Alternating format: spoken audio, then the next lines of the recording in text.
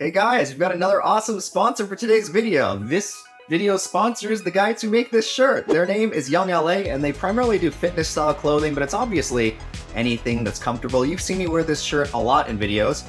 Now head on over to their website by following the link in my video description and use the code Psychs to get an amazing 15% off your purchase, and of course it helps the channel. The more of you that use the code Psychs, the more likely they are to sponsor future videos, so please don't forget that code Psyched. Anyway, hope you guys all enjoy the video.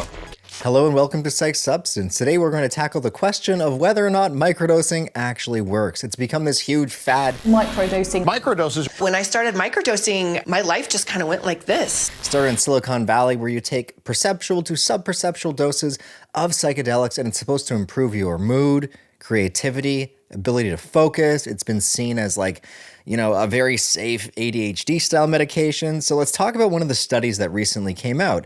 It took people aged 18 to 35, put them into three groups. One group was given 13 micrograms, the next 26 micrograms, and the next a placebo.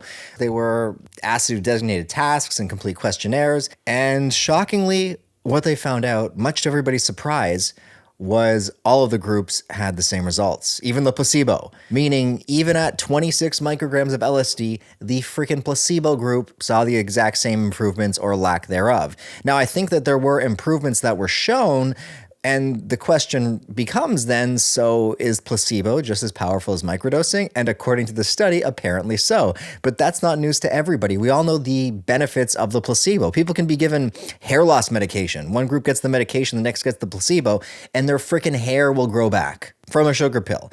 All that does is show you the insane power of the human mind. Apparently what we think of, we create of. So you can quite actually create your own reality if your thoughts were strong enough and if, everything was in alignment. Basically what you think about and what you feel about it have to line up. You can't be saying, oh, I'm going to be rich. I'm just going to visualize myself with abundance. But you feel like a poor, cheap bastard, you're going to remain a poor, cheap bastard. It's both the feeling and the thought. I'm not making a video on the power of attraction here. But basically, to me, what this shows is that, yes, microdosing does work, but so does placebo. It doesn't really prove anything besides, again, the power of placebo. Now, there is something that I wanted to touch on here, and it's basically back in the olden days of microdosing. James Fadiman is the one who started it. He was a huge proponent of taking sub-perceptual doses, meaning he would state if you actually felt any effects, then you were dosing too high. Now move on to the new era where we're all following Paul Stamets' work. His work suggests that you should feel a little bit. Now, where do I stand on it? I personally think you should feel a little something. I mean, just like a coffee. People don't always say they feel that. Some people do, but most people, especially when they're accustomed to the effects of caffeine, they don't actually feel much of a high, or they don't really feel the effects whatsoever unless they're a new user. I think microdosing should be seen in the same light. You should take a dose high enough where you actually get slight effects. And for me, when I've done it, I've had my best experiences microdosing when I got slight effects. Now, keep in mind, for me, I presently do not microdose, but I went through a period of 1 to 2 years where I was microdosing 5, sometimes 7 times a week. And what I would do is I would alternate between compounds to stave off tolerance. So one day do mushrooms, then I would do an acid microdose, then I might do something like, I don't know, a mescaline microdose, maybe take a break, and then repeat. And I found alternating compounds kept, my receptors fresh. I could just keep microdosing with little to no tolerance. Granted, there was a little bit of tolerance, I'm not going to lie, but it wasn't the same amount of tolerance that you would get if you're repeatedly pounding your receptors full of the same compound day after day. You are going to build a resistance to it, and the effects are going to be significantly lessened. Now, there was periods where I microdosed acid days in a row, and by the time I got to a few weeks of doing it, I would get the same effects, I shit you not, from 50 to 60 micrograms as I used to get from 20. Okay, so it more than doubled, almost tripled the amount that I needed to get the same, maybe even lesser effects.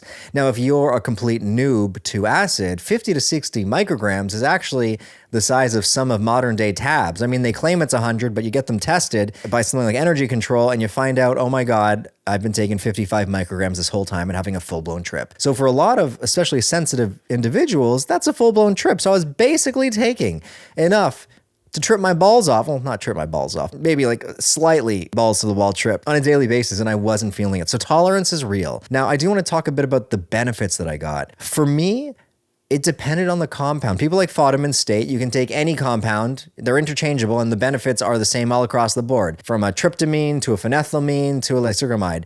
I found it very different. So let's talk about the benefits I did experience. So things like acid, which has more of an effect on dopamine. It's not going to cause a huge dump of dopamine like something like amphetamines, but it is more dopaminergic in its activity. I would feel more energy. And in fact, microdosing acid was the best for not just increase. Oh, I missed this part. They have a high erotic factor, especially things like LSD. You got to be careful not to spend your entire day jerking off, just like when you're on amphetamines, because your skin is more sensitive. It heightens sex. Sex feels great on it. But yeah, that effect aside, which isn't really what we're looking for here. I mean, unless you are, if you're looking for an erotic enhancer, then acid's your guy. I would feel more focus, definitely more creativity, but not as much improvement on my mood. The king for mood boosting was those fun guys. That's right. Psilocybin mushrooms were the best for improving my mood. But they didn't really give me much energy. In fact, I would find if I hit a certain threshold, it would have the opposite effect. I would get really tired, lethargic. I didn't want to do anything. So the sweet spot is something that you want to aim for all of these compounds. And everyone is so different. And of course, it also depends on how often you're doing it.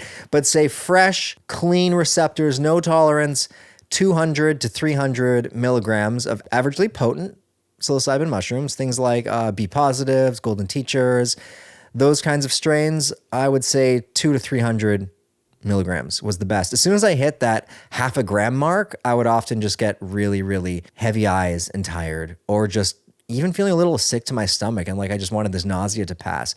Now, if we move over to Loosey Goosey, that would top out around, with no tolerance, 30 micrograms was the top end for me, where I would still be feeling it. I would get some really cool color enhancement. Lights would be brighter. Colors were more vivid. That was my favorite effect because it made any artistic endeavor just feel a little bit more satisfying, okay? Even just going out in nature was more satisfying. In fact, the inventor, the guy who discovered LSD, Albert Hofmann, was known to microdose up into his 90s because he said it made his daily walks through nature, just so much more satisfying. And I mean, if like a 93-year-old man is safely microdosing, I think that is a great testament to just how, safe it is. It doesn't have a lot of health risks attached to it, especially in microdose levels. As you go to full trip levels, it's going to have a bit of strain on the heart. If you're someone with cardiovascular issues, you should probably avoid it, among avoiding like everything, even fucking sex. So just bear that in mind. But yeah, things that were like a mix of both would be the phenethylamines. I mean, phenethylamines, clearly the molecule is shaped just like our dopamine molecules. So it fits snugly into that receptor, which would give it more of a I can never say this word, dopaminergic effect. The phenethylamines were more similar on par to something like microdosing LSD in terms of its effects. Really, the tryptamines, things like psilocybin, any of the analogs, 4-hydroxy, MET, MIPT, these babies, they're going to be more in line with mushrooms. The MET had a bit more visual stimulation, but it was really hard to get the dose right because as few as like 6 milligrams could start entering you into trip territory. So you got to be really careful with some of these pure synthetic tryptamine analogs. You just got to have a very accurate scale to weigh them. But yeah, those guys were good for mood. A very small, 200 milligrams of mushrooms would alleviate some symptoms of depression. It would also enhance creativity. There was a bit of sensitivity enhancement if you wanted to use it as, a sex enhancer. But yeah, back to the study. When I see studies like this, it almost it doesn't really. It's not like it's really doing any benefits for the microdosing scene, because I do think that microdosing has been blown way out of proportion lately, and people are claiming these insane benefits that just should not be attributed to such a light experience. Like when you microdose, you're not blasted by any means. In fact, when I was prescribed Vyvanse, lisdexamfetamine, for my adult ADHD, I had way stronger effects. Like I would be legitimately high. Like I would immediately start talking faster, and it's like people probably could tell that I was on it. Versus something like the microdosing, nobody could really tell. I might just be smiling and look a little bit more happy, but no one was like, I know it. You microdosed today, Adam. That's why you're smiling more. Like, no, it is so subperceptual. Like the changes are so slight. And I really do think that the microdosing scene, I think microdosing is a good thing. Like, it helps a lot of people who have had little to no benefits from things like SSRIs. They turn over to mushrooms, and it's a classic story. And all of a sudden, depression symptoms lifted. They start feeling like themselves again. And I think this is because it causes a slight increase in serotonin, but in a much more healthy way than an SSRI medication is going to do.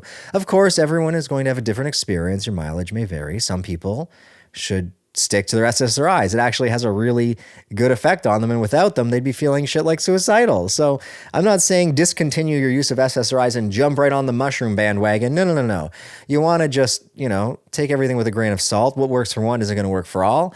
But yeah, as for me personally, am I still microdosing? That's a big fat no. I've been on a big hiatus ever since I went through some trauma, and then I had a separation from my ex-partner. And it was like, going through that experience, I didn't want to risk having heightened emotions, because that is one of the side effects that isn't often talked about. It is it's not like a light trip, but you are getting the entry level effects of a full-blown experience. Again, entry level, like you're not in a full-blown experience, but things like exaggerating how you're already feeling was one of the effects that I wanted to avoid, because if you're feeling like a pile of dog shit, I don't want to feel like an even bigger pile of shit. Yeah, because of my emotional state, I have been staying away from it. I'm obviously doing a lot better now, but I still don't think I'm at the point where I would be comfortable microdosing. I approach it with a lot of caution, in case you can't tell. So I want to make sure that this completely contradicts what I said, because I'm like, if you're depressed, microdose, but everyone's different. And for me, I just don't want to risk, bringing my mood down right now. I've still got a lot more healing ahead of me, and I'm doing good without it, so why fix something that's not broken? Anyway, if you guys all enjoyed this video, leave it a big thumbs up. Leave a comment below for the algorithm. Let me know about your own microdosing journey. I'm curious to learn about you guys. And if you like my videos, you can support us by heading on over to psychsubstance.shop.